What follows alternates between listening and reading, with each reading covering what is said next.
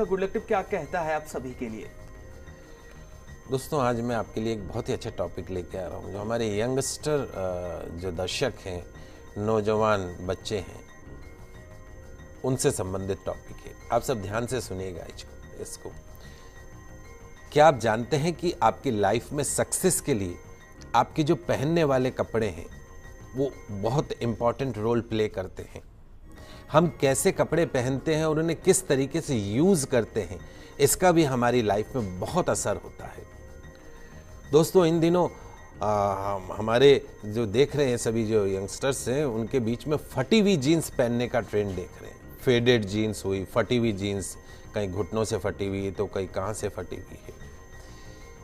वास्तुशास्त्र का एक रूप होता है फेंग शुई शास्त्र, उसमें इसे काफ़ी बुरा माना गया है और कहा जाता है कि इस तरीके के फेडेड कपड़े, फटे हुए कपड़े पहनने से जो है वो हमारे लिए बैड लक लेकर आते हैं।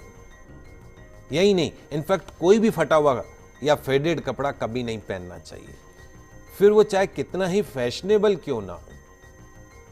इस तरह के कपड़े पहनकर आप अपने फ्रेंड्स के बीच में भले ही अच्छे लगे, सेल्फी खिंचवाएं, लेकिन मान के चलिए कि ये आपके गुड लक को बैड लक में बदल सकता है। तो इस तरह के कपड़े पहनना जो है वो दरिद्रता को न्योता देना है।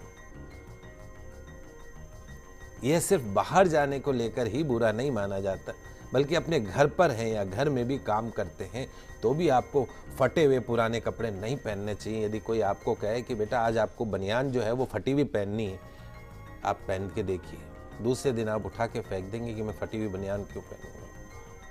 लेकिन बाहर आप फटा हुआ कपड़ा पहनने के लिए तैयार हैं। इसके अलावा जब आप रोजाना सुबह उठें तो आपको सबसे पहले अपनी नाइट ड्रेस को उतारकर कुछ प्रॉपर और ऐसे कपड़े पहनने चाहिए जो आंखों को अच्छा लगे।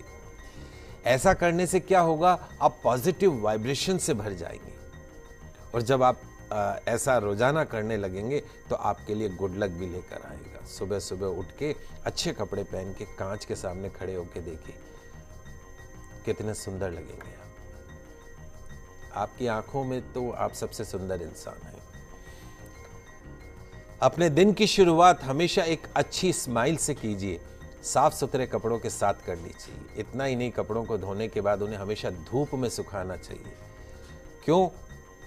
छांव में सुखाने से उसमें वाइब्रेंट एनर्जी नहीं आती और धूप में सुखाते हैं तो निश्चित तौर पर उन कपड़ों में वाइब्रेंट एनर्जी आती है। धुले हुए और सूखे हुए कपड़ों को कभी भी रात में बाहर नहीं छोड़ना चाहिए। रात भर सूख रहे, सुबह ले आएंगे ना। रात में इतनी नेगेटिव एनर्जी हो जाती जो कपड़ों में आ जाती है और कपड़ों से जब हम उन कपड़ों को पहनते हैं तो उसका असर हम पर भी होता है। बोले पंडित जी आप क्या बात कर रहे हो, ऐसा होता है क्या? वास्तव में अक्सर ऐसा होता है, प्रैक्टिकल करके देखिएगा। कम से कम एक बार अपने बिस्तर के तकियों को, गद्दों को धूप में अवश्य रखिए।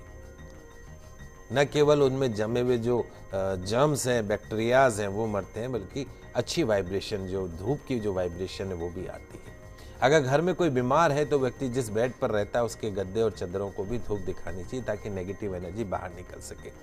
तो इन छोटी छोटी सी बातों को ध्यान में रखकर आप अपने और अपनी फैमिली के लिए एक हेल्दी और खुशनुमा माहौल बना सकते हैं। तो आशा करता हूं कि जो हमारे यंगस्टर्स हैं वो कोशिश करेंगे कि ऐसे फटे हुए कपड़े